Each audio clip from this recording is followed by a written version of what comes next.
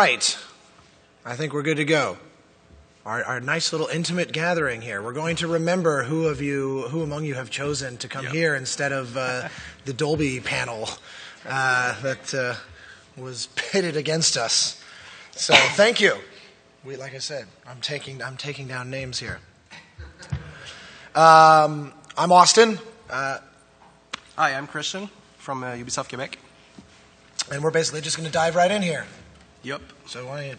Okay, so as I said, I'm Christian from Ubisoft Quebec. I'm the music supervisor. Worked on Assassin's Creed Syndicate, of course. And on that game, what I did was music direction, music design, editing of the music, integration for the score, and also initial research and design for the source music aspect of the game. So in this presentation, what we're going to talk about roughly is how we defined the vision for the music in Assassin's Creed Syndicate, how we came to work with Austin on the music direction for the game, and afterwards an overview of a couple of systems, music systems from the game, and also aspects of the score. So, how this all began. Basically, we were at a summer party for the studio, drinking beer, everything was fun. And there were rumors flying around that our boss would announce, the next big project for the studio. And he did. It was, we were going to work on the next main Assassin's Creed game, Syndicate. So reactions all around were, people were surprised, really happy. And it was an incredible opportunity for the studio because, it was Ubisoft Montreal that did the main games before. Now it was us, our turn in the spotlight. So we wanted to make our mark with this game. As for me, what that meant, we were without an audio director at that point, so it fell on me to define the music direction for the game for that moment. And our audio director on that project, Lydia, Andrew, wouldn't come in until a couple of months later. So I did research on forums, articles, editorials about what music means to gamers and to Assassin's Creed fans. Also, I talked with the audio directors from the previous Assassin's Creed games to see how they came about defining their vision and their direction for the music. And my conclusion from all that research was that defining that vision for the music wasn't about finding specific instrumentation or style of composer. It was about really finding what was the philosophy, what was the way of thinking behind how we would get to those, parameters, those specifics.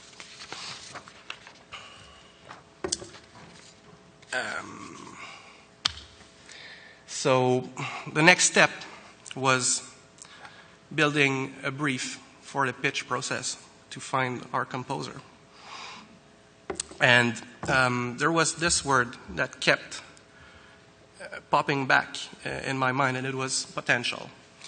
For every game has its own unique set of parameters, their own specifics. So every game has their own setting. They take place in their own era. They take place in their own fantasy world or maybe in space. They have their own story, their own characters. All that translates into musical opportunities. And for Assassin's Creed Syndicate, those opportunities, it's a game it's at the same time it's science fiction and it's historical fiction. That means it's a clashes of genres, of eras, of instruments, of musical influences. All that is musical opportunities to exploit. Victorian London is also, chock full of musical opportunities to explore. It's full of contrasts. It's full of cultures. It's full of, all the social classes from the poorest child factory worker to the richest, banker walking side by side on the streets. And it's also very vivid in, the pop culture imagination. Everyone has expectations of what Victorian London should look like and sound like. Also, our story, Jacob and Evie, the characters, they're brother and sister, they're siblings, but they're also rivals. So, musical opportunity. The Assassins versus the Templars, and you can go even more abstract, like concepts like one versus all, past versus present, poor versus rich, all that musical opportunities. Which leads me, for real now, to the... That's a subtle way of saying you moved the slide early. Exactly. To the pitch process. Now that we knew what we were looking for, someone to fully tap into all those possible opportunities, all that potential, I built the pitch brief that we were going to send to the composers. And as it was our first contact with the composers, we put a lot of attention to the language, the wording, the tone in that document. So we were making sure that we would communicate our enthusiasm, as much as possible. We were looking to drive home the point that we were looking to be surprised by the pitches, that we were ready for anything, to bring it, to take risks, to be bold, basically. Which leads me to our experience working with Austin on that pitch. He responded to that call with an incredible pitch. It was bold, risky, like we wanted, and even more. He rose up to the challenge and basically surprised us with, it was really, I'm speechless. Psychotic. I'm speechless, so that should give you an impression.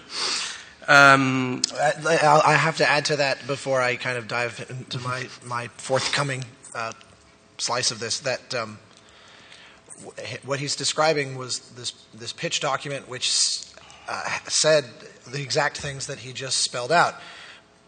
Challenge us, surprise us, don't be overly caught up by the fact that this is Assassin's Creed, which has a long-running, musical history. Treat it as whatever comes to mind, and whatever your instincts are. In other words, you're not beholden to the previous musical ideas in the prior games if that's not what speaks to you. And of course, I thought that they were bullshitting, because I thought, it's a long-running and widely beloved musical legacy within this franchise. So surely they don't actually want to abandon that. But I decided I would take them at their word, and I was fully prepared to never hear from them again. And happily, that's not how that worked out. And what's really interesting about that pitch is it became really the template for what the score would become in the future. And we would actually iterate upon what that pitch was stylistically to get to the final result for most of the aspects of the score. So, I'm going to play you what I sent them. And by the way, I want to bring up that who here submitted questions on the gang Facebook page in advance a couple months ago. I put a post on, and a bunch of people did, although I think they're all in the Dolby panel right now. And yeah, exactly. Which, by the way, I'm sorry for my voice if I'm downgrading into a 14-year-old boy in front of your eyes here. It's end of GDC voice, but. In any case, so I just wanted to make mention of the questions we got in advance, because I've tried to build basically all of them that we got into the talk, and because one of the questions involved the sort of evolution of and the derivation of thematic material in the score, and the reason I'm bringing that up now is because that all began at this moment with the initial pitch, because I looked at the material they sent, which included things like the brief about Jacob and Evie as siblings/rivals, and that there's a sort of overtone of their struggling with, legacy with their father and these kinds of things. And so I said, this seems like something that is about the two of them as a unit, as opposed to a kind of two different separate arcs that I wanted to think of differently. It was all about their journey together. And then also just sort of looking at the overview of the setting and what that implies. And so I came up with a thing that I kind of jokingly, half jokingly, because it's sort of accurate, called Neo-Mendelssohn music. And not actually because there's a period accuracy to that approach. I actually tend to avoid things that are designed to be period authentic, because I figure the game's setting is the period. Why are we going to be redundant to that through the score when the game is already solving that for us? So instead, despite the fact that this is sort of drawing from a period authenticity. The idea was I want to do music which feels like that of a pair of sarcastic assassins. You know, one of the things I really liked that the game has a bit in common with Black Flag was that the main characters of Jacob and Evie, they had a lot of personality, and they had a lot of they weren't sort of like the glowery, brooding heroes. They're like young and arrogant and different from each other, but nonetheless, I'd say they have that, you know, in common, that they were kind of cocky and very aware of how kind of skilled they were, and so I thought a musical language which has that nimble, light on its feet quality, but there's also a sort of sarcasm to it. Was sort of the idea. So I sent them, I did kind of a test recording. That's loud and crazy. Where's it? Let's make sure we are sufficiently high volume, though I don't want to kill you all. But it was fun, because I said, you know, how about this?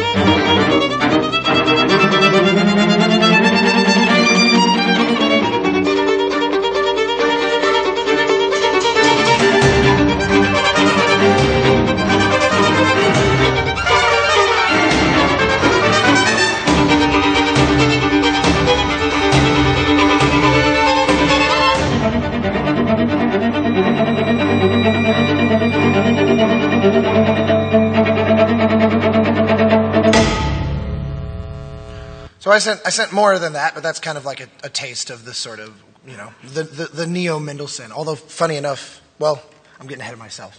I'll stick with that. Could you all hear that all right? Because with the speakers facing away from us, it's impossible to tell what that sounded like. Was all right? Sufficiently loud and not weirdly phasey and stuff? Okay, so that's just our perspective. All right, moving on. That's my turn, right? All right. So, with the music for this game, we were trying to achieve, well, a lot of things, but our major goals were to ensure natural musical flow in the game. What that means, roughly, for transitions between cues, we wanted to have as little amount of fading as possible, as little crossfades, fade-ins, fade-outs as possible, and to go more towards on-the-grid transitions. So, you know, on the beat, on the bar, transitions from one cue to another, not crossfades. What that meant for the music systems, it meant that we would prioritize that music flow idea over gameplay feedback or responsiveness of the systems, as weird as that may sound.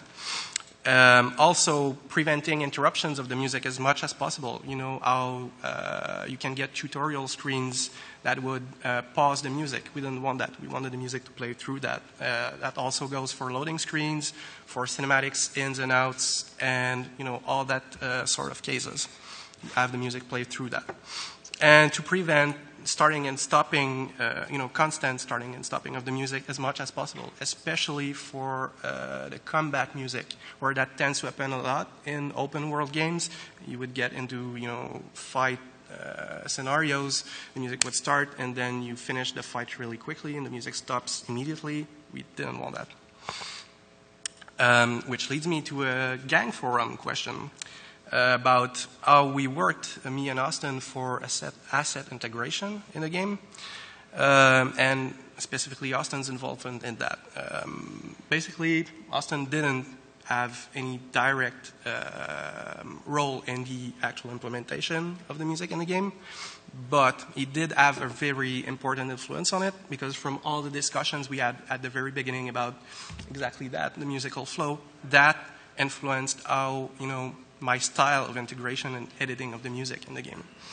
Yeah, just to quickly jump on that, I flew up to their offices in Quebec in January, a year and change ago, to kick off the project, and he pulled up his sort of working document of the plans for the score.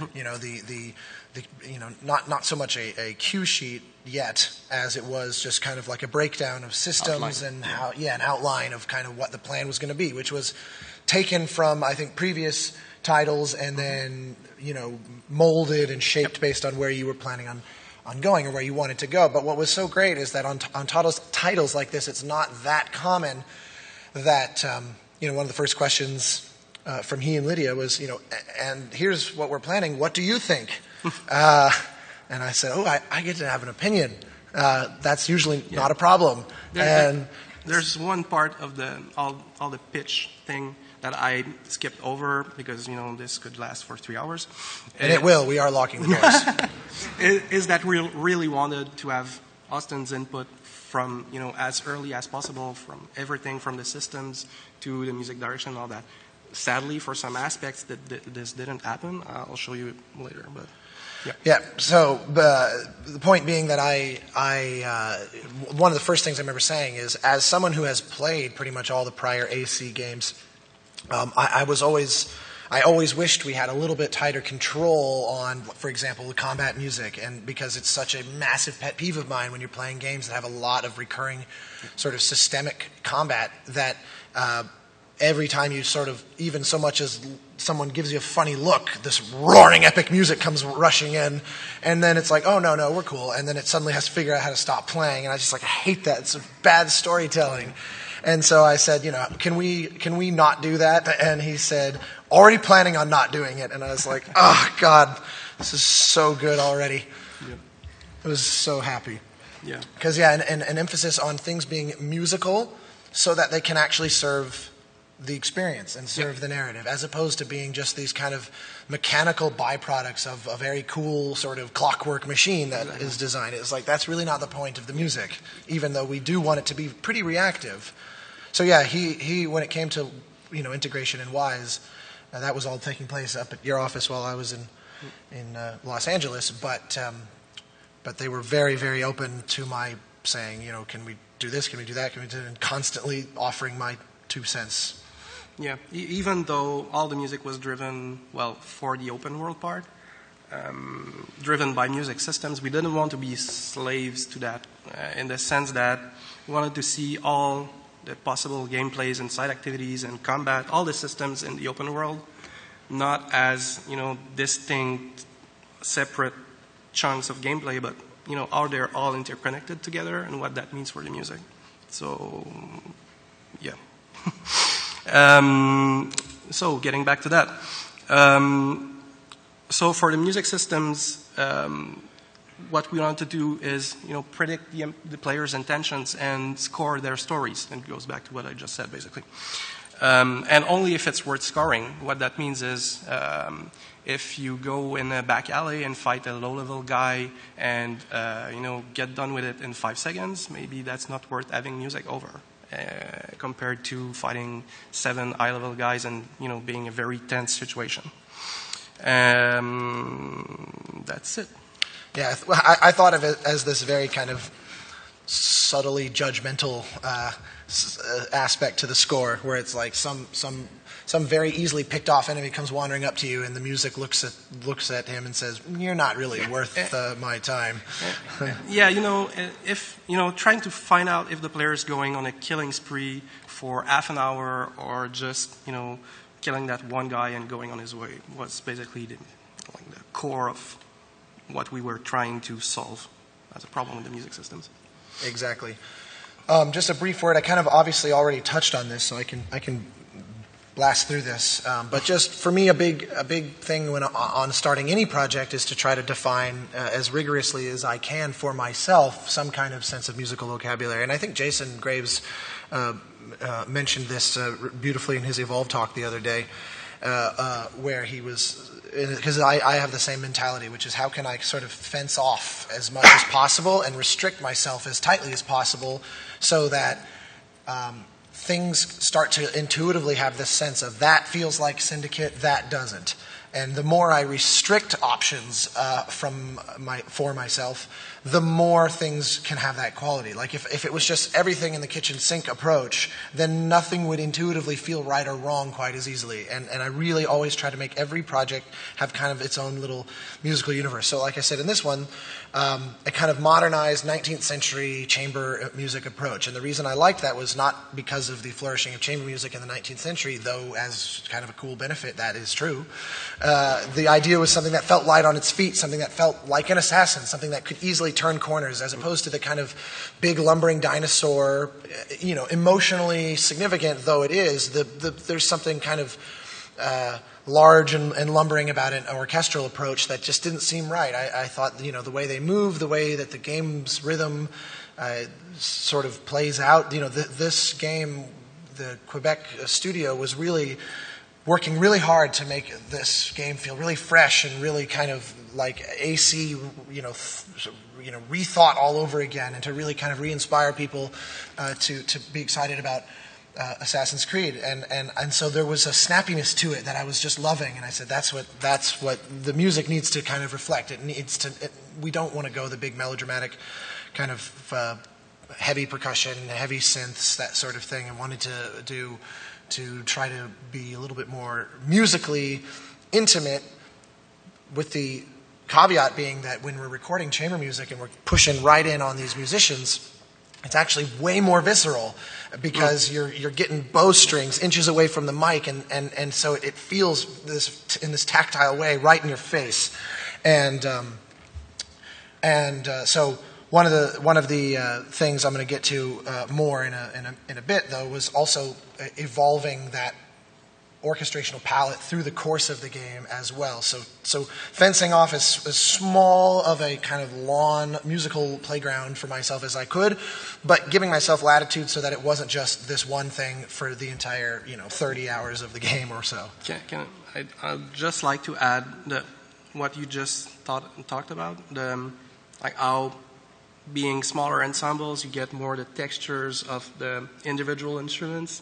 How that turned out to be a really great contrast with how London, Victorian London, being such a busy, place filled with noise, with all the action in there, was a very nice, contrast.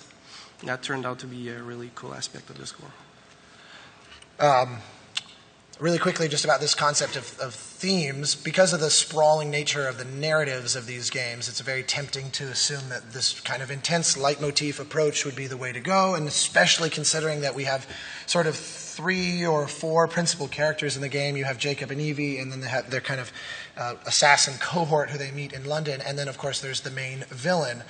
And I said, I actually don't think, I love writing themes conceptually, but I do think it's generally an overused concept because it creates this crutch where you don't know what to do from a psychoanalytic standpoint, so you just play the theme of whoever's on screen.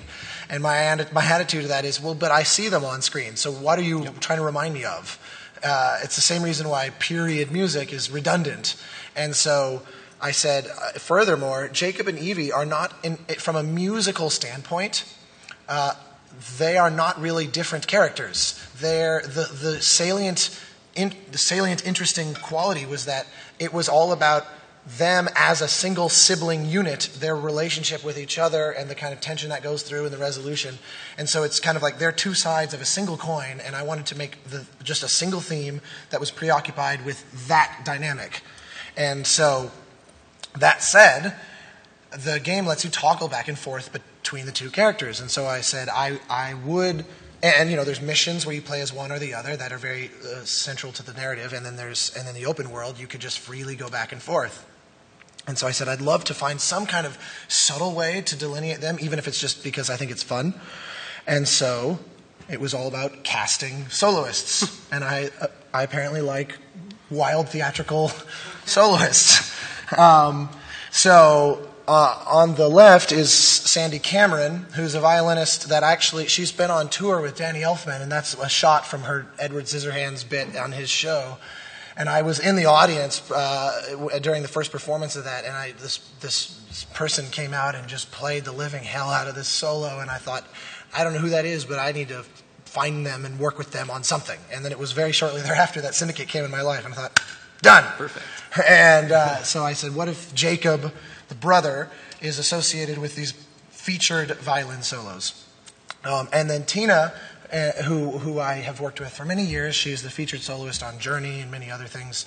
I thought that we can make the sound of her solos that of Evie. And so the premise being that the score will kind of have these modular solos that can be switched in and out, even in real time, based on who you're playing as. Also, violin and cello, weren't random choices. Basically, they run parallel in terms of characteristics with the personalities of the characters, Jacob being more like an upbeat type of character and Evie being more grounded, and that's how it turned out to be. Violin the more spry instrument, and cello the more deeper voice. Yeah, and also I did like it wasn't a central driving motivation, but I did like the idea that there was a slight playing against sort of gender stereotypes of true. like I was like it's sort of because that was one of the first things a few people asked me. It's like, oh, it's interesting that that's unexpected. Yeah, that Evie's the cello, and I was like, really? Well, why not? Yeah, I thought that was, but I kind of when I realized that apparently it did, I thought, well, actually, I like that. So here's sorry, this started straight away. This is just a demonstration of some of the systems in the game and how they play back differently based on which solo. Yeah. Well, essentially, exactly what I just said. Hold on, let me just... So, it's the same set of music, but you get different instruments. Yeah. Cello free.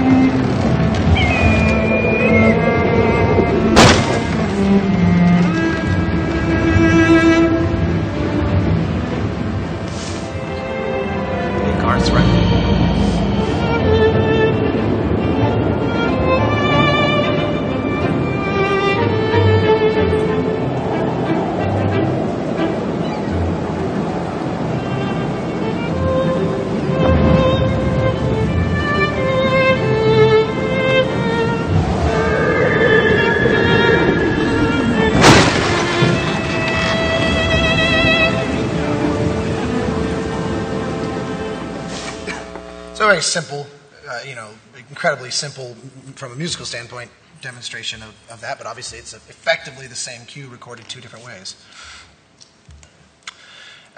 So just a quick word also on the kind of macro structure, and I'm gonna pick up my pace here. I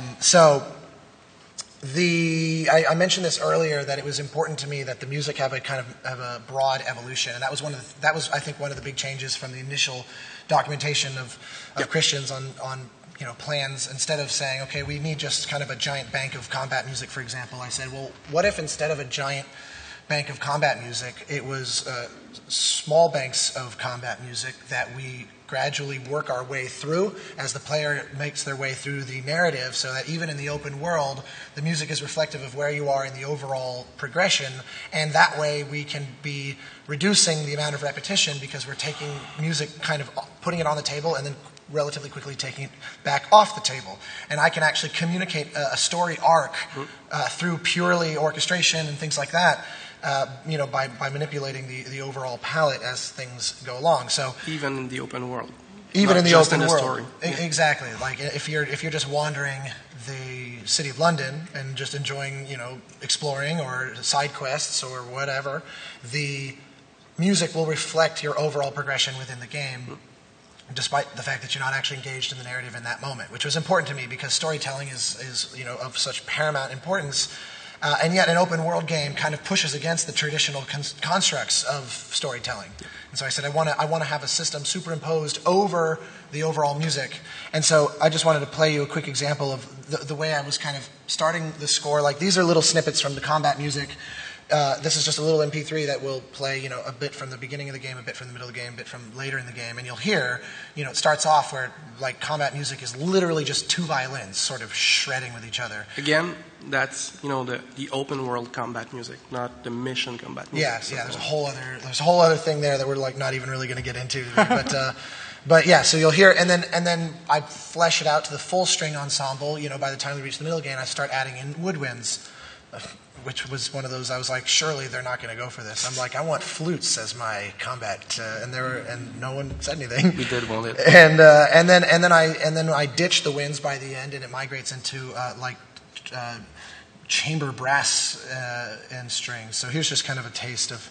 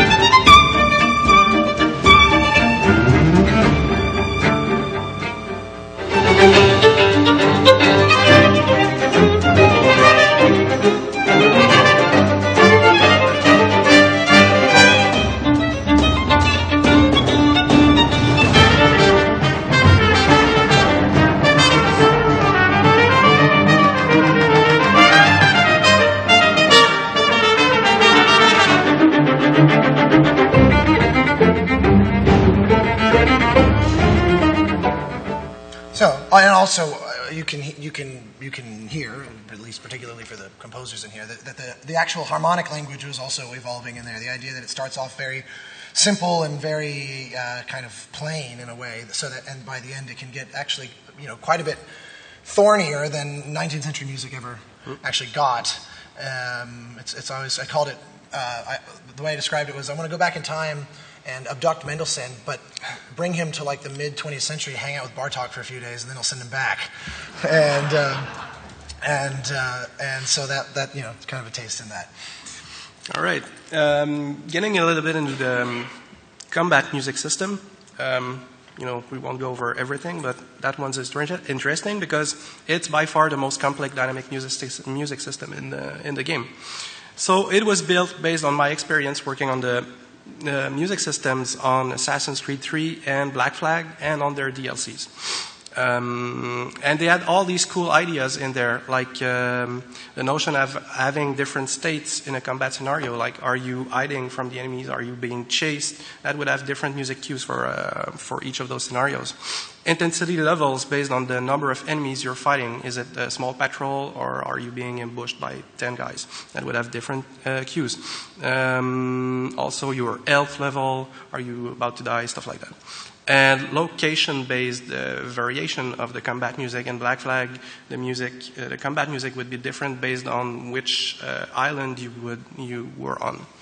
So that was all good. Which leads me to our goals for the combat music in Syndicate. We want to score the player's combat scenario. Score his story in the combat. Predict his intentions. Is he on a killing spree, like I said earlier, or is he just fighting one weak dude and it's over in a few seconds? Have variety. Keep the data streamlined for the combat music system, which was much harder than it sounds. And, stay focused on keeping the musical flow as good as possible. And this was the first version of the combat system, the chart. And you can see there's a problem there. Pretty obviously. Yeah, it's very complex. What I ended up doing is just adding my own ideas to the existing concepts from the previous games.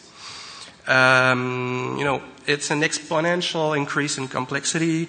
There were a lot of transition cases, but possible transition cases, which means a lot more potential musical flow problems, which we were trying to avoid, and a lot of music to produce, which is another set of problems.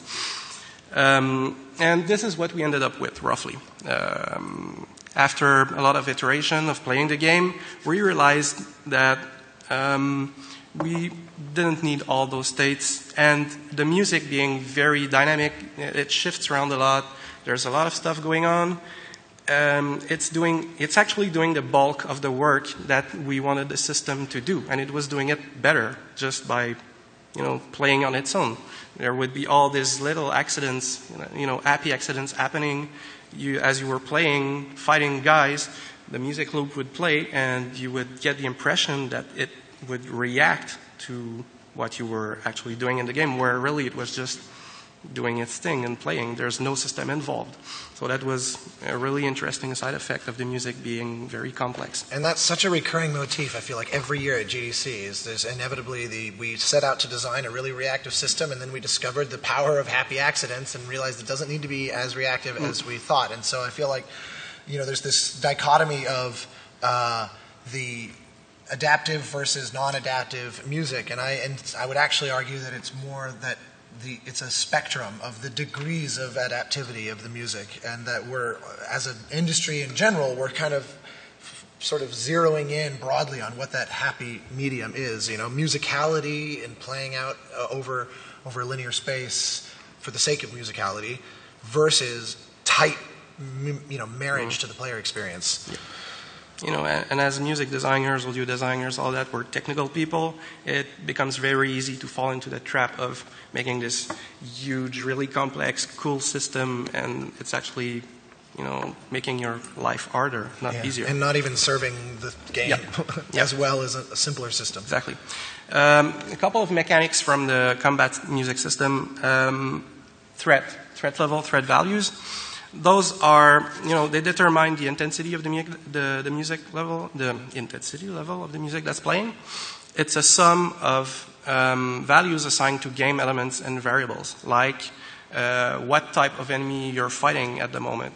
Are they weak archetypes or strong archetypes? They'll have different values and have different influence on the intensity level of the music. Also, your player level versus the enemy level will change its value. So if you're of a much higher level than the enemy, you'll have a smaller value, so less influence on the total threat level, so less influence on the intensity level of the music. Next, there's the cooldown state. That replaces what used to be a victory queue when you finished a fight. It's actually a slow transition back to silence or to the next combat. It's a one-shot queue of music about 20 seconds long. That leads me to the idea of chains. If you get into another fight before the cooldown, 20-second cooldown ends, you get into another different set of music. That's called the second chain. And that's our mean to have variety in the combat music through 4 long combat scenarios where the player would get into multiple fights in quick succession. Which is very organic to the way the game is designed, because it's so easy to create a sort of a train of enemies where you think you're out of it and you go running and you actually bring a lot more. So the cooldown kicks in, and then actually you end up bringing a rain of hell down on yourself, and the music's actually ready to go to kick back in, as opposed to the system starting over. Which is pretty important. And that came from the idea of trying to tell a story and think how all the game events are interconnected. There's a single fight event, but what if in a movie, if you'd have someone fighting these group of people, then fighting that other group of people, then that other group of people, it would be scored, and there would be a progression there. So that was our mean to try and achieve that. Next, there's the character switch. So what we just talked about, how if you're playing as Jacob or Evie, you would get the violin or cello solos. They're actually different parts of the music, and that's another way to achieve variety. Also, the game progression sets. You heard an example earlier, how if you're early in the game, you'll get one set of combat music. If you're late in the game, you'll get another set of combat music. With all the involved parts, so different cooldowns, different everything, basically. So here's an example. Here's a look at that.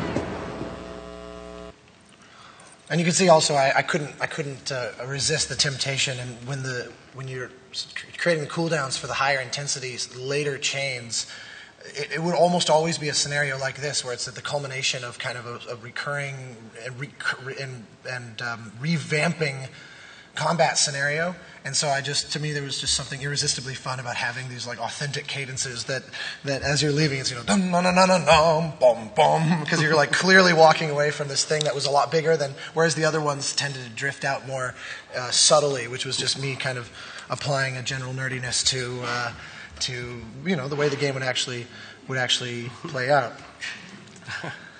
So, looking back at the result for the combat system, main takeaway I got from all this is, like I said earlier, all the little happy accidents that happen where you let the music do its thing instead of trying to have a system that's leading forward all the music.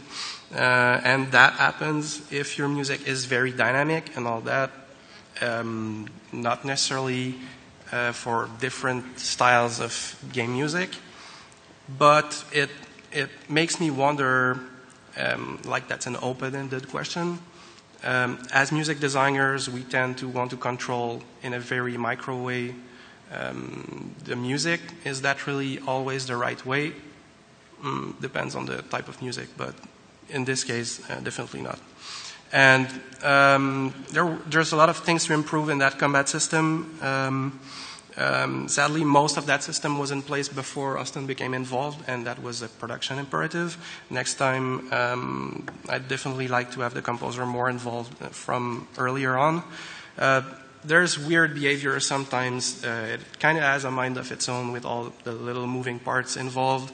It's not Skynet levels of awareness, but it does weird stuff sometimes.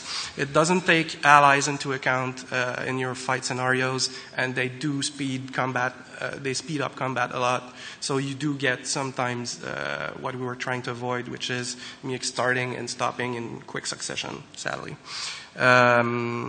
Basing the threat level on the player's damage output instead of his level relative to the enemy's level would have been probably a better statistic to base the threat level on, because it's a more direct reflection of his combat effectiveness, basically. A better handling of many quick game events happening in quick succession. And, there are some music cues that play very rarely because of how the system is built. And that could have been managed better. Yeah, in other words, some of the sort of downstream high intensity chains end up becoming almost like musical Easter eggs. Because low intensity downstream chain. Yeah, exactly, because they can end up being quite hard to trigger because you have to basically be in a long-running, low-intensity battle or combat situation, which is actually kind of rare. Kind of rare, yeah. We're gonna actually skip this because we don't want to lose out on time for questions. Yeah, we'd really like if you have questions. But basically, yeah, just the long and short of it is there's a whole system in place for one of these big, one of the big classic AC tropes is the reach high point, which is where you go up to the top and you do your leap of faith. And there's a not a terribly elaborate system, but there is a system there. So there and moving on, and moving on. Yep. We'll find a way to put that out there. I'd like to quickly go over this because exploration music, it's a kind of hot topic for the Assassin's Creed music fans. Rooftops music was our solution for that. Basically, it's exploration music that's triggered when you hang on the rooftops area. It's based on your elevation in the game world, and that triggers the music for exploration. Why only on rooftops? Basically, that was to avoid cluttering the audio mix at the street level. We had a concern from the very beginning of the production about how this game would end up being very busy audio-wise because London is such a busy city. We had carriages, we had trains, we had thugs screaming at you from the other side of the street and all that. We didn't want to add more noise to that. So rooftops. Also, my theory that Explorer-type players, they will tend to climb up. They will tend to go on the rooftops to watch the sunset, the sunrise, to look at that train crossing the bridge all over there. And that seemed like the better place to get the most bang for our buck for the exploration music. And, it's a simple system, really. It checks for what district you're in, what hour is it, and it picks the appropriate track for that. There's a day variation and night variation. And also your game progression will trigger or not vocal tracks, depending on your game progression. Yeah, because I said I want to have these soprano solos that are singing in English, text derived from Nam Tate's. Speaking of Easter eggs. Yes, libretto from the Purcell opera Dido and Aeneas. But with my own melody, but those texts, and I said, and I can kind of comment on what's going on in English. I said, there's so many of the kind of ethereal vocal solos. I said, I like the idea that. You go up on the roof and you're looking out over the city and this kind of wistful music comes in and then the soprano sings right at you, peace and I are strangers grown. And it's like, oh, that's a bummer. But I was like, I like that. And they were, and again, such a joy working with Christian and Lydia. They were totally on board with that. So it's a simple system, but it's one that is checking a lot of variables. Side missions and side activities, I'll only say about that, we ended up using that game progression idea for the side missions, the 1000 story stuff, all the investigations and stuff. It's generic tracks. They're not composed specifically for the missions, but they change depending on your game progression. If you're in sequence 8 versus if you're in sequence 4, you'll get different music. So that turned out to be a cool idea applied to a more generic situation, and that could be explored further in the future.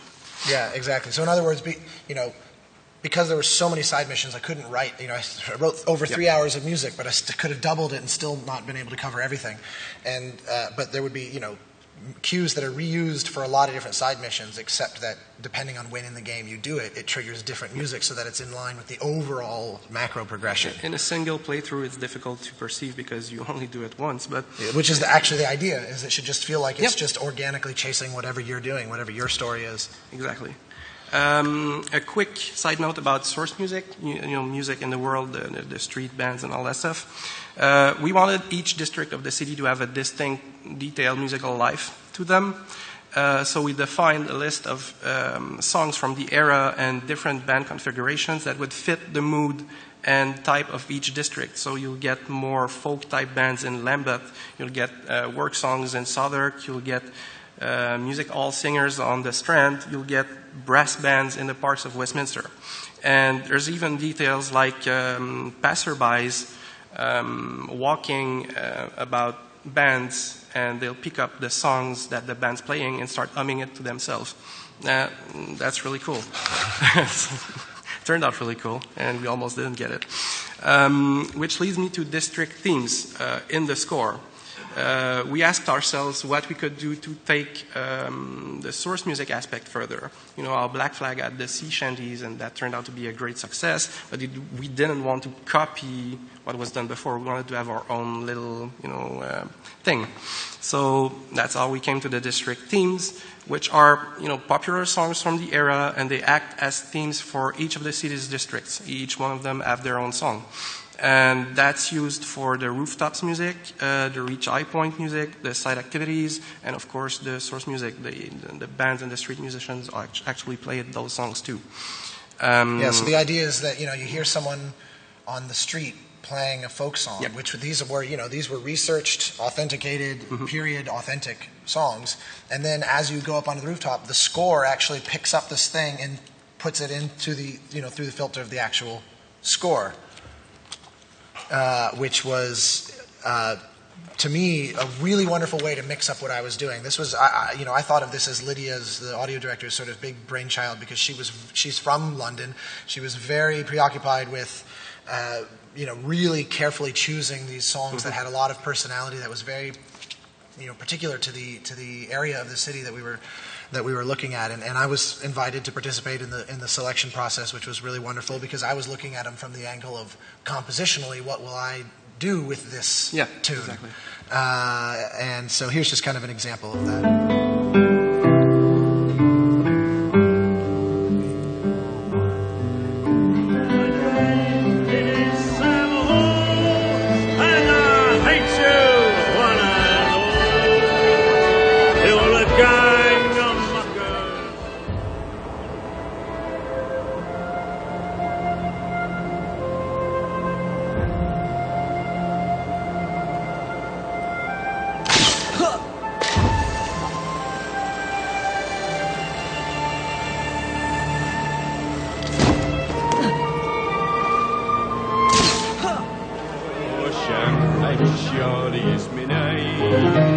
Champagne Charlie is my name. Good for any game at night, me boys. Good for any game at night.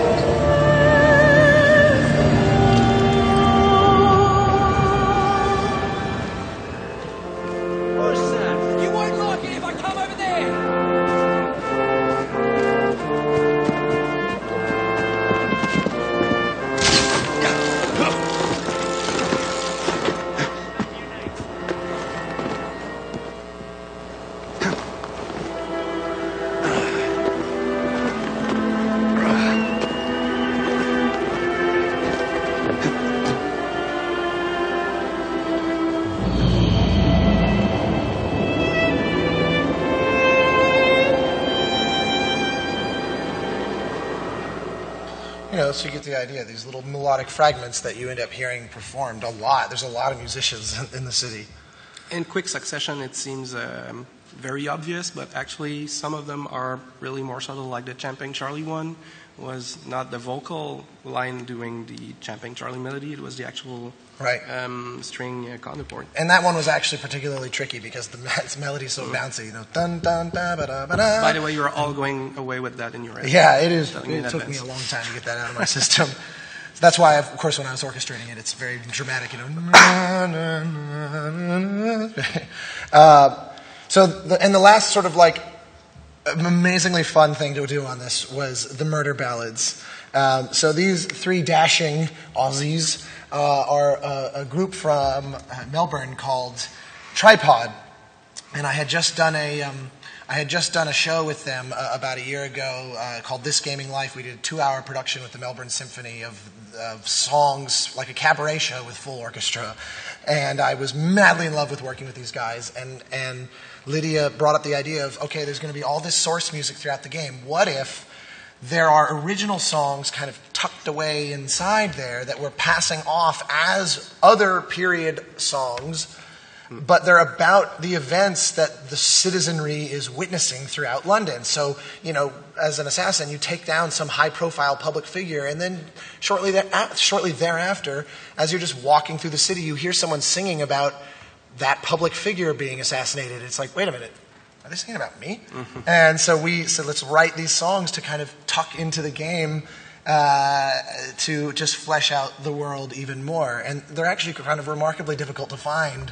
But it's a wonderful, I got a lot of messages on Twitter and things from people who happened on it and were like, oh, wow. There's a thread on Reddit of people looking for the murder ballads. Yeah. So here's... Today we brag a different kind of parade. Hear the bugle call, we're feasting on a load.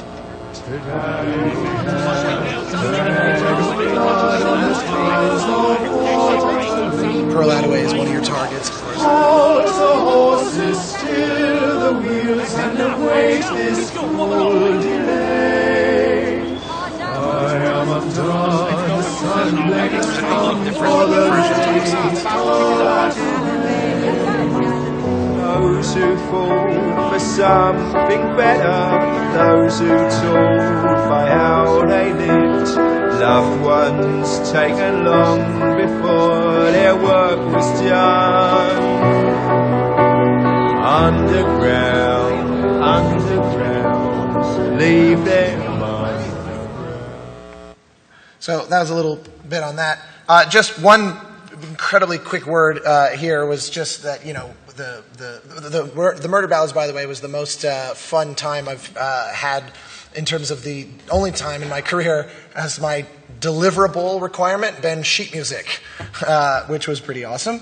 But we recorded the score at Abbey Road. The normal, I can get into the one question we're going to have time for, and subsequently out in the hallway, as the case may be, onto, this whole process but the standard, create mock-ups, send them to them, do my whole prep process, and then off we went to Abbey Road and flew through huge volumes of music. And then just want to make one final note. I am often advocating for the value of being divisive, and I definitely practice what I preach on this game, because this has been the recurring motif amongst long-running AC fans. If you look at the top and bottom comments from just one of the random YouTube videos, basically, this is the worst score ever written and also the best score ever written. I'm actually okay with that. I like that we kind of challenged people, and some people completely loved it and embraced it. And we knew, we're making such an about face from the previous AC games that there's going to be some that don't like it, or in this case, dear God, no, I hate this, Mr. Wintory. Coming over to discuss this. You got to challenge people. Yeah. So anyway, I just thought it was valuable to shine a light on the fact that we didn't think we would please everyone, and we were correct. And so anyway, we literally do have only a couple minutes, but there's a microphone right here. The housekeeping note: don't forget about doing your evaluations when they show up on your phone. But any question? Yes, Mr. DiDomenico. Thank you for this. I really enjoyed Black Flag, and I can't wait to play this game. So, thanks, man. Were you challenged by the fact that you knew that you had to create these varying levels of intensity when you were composing, or did you do that after the fact?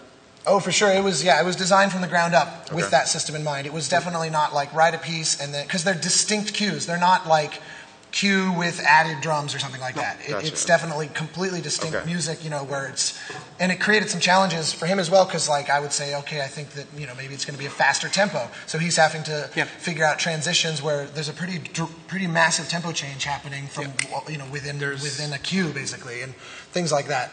Barely no layering, it's all distinct cues. Yeah, the layering is pretty subtle. And the layering is mainly, I would say, the biggest feature of the layering is actually the soloists, the violin versus the cello sort of decision. Awesome. Yeah, that's great. Thank you. Thanks, man.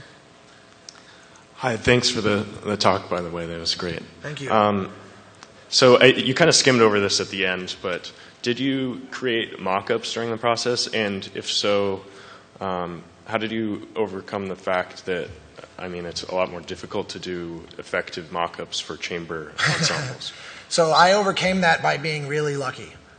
Because I was working, Christian, you get the sense probably that he's very technically savvy, but you don't know is he's also an incredible musician himself. And so the sort of leaps of faith, not to make a AC pun, that are required because I basically said early on, I'm going to send you mock-ups and they're going to be god-awful because I'm going to be using all solo string samples. And they're going to phase if ever I have them in unison, and it's just going to be an ugly mess.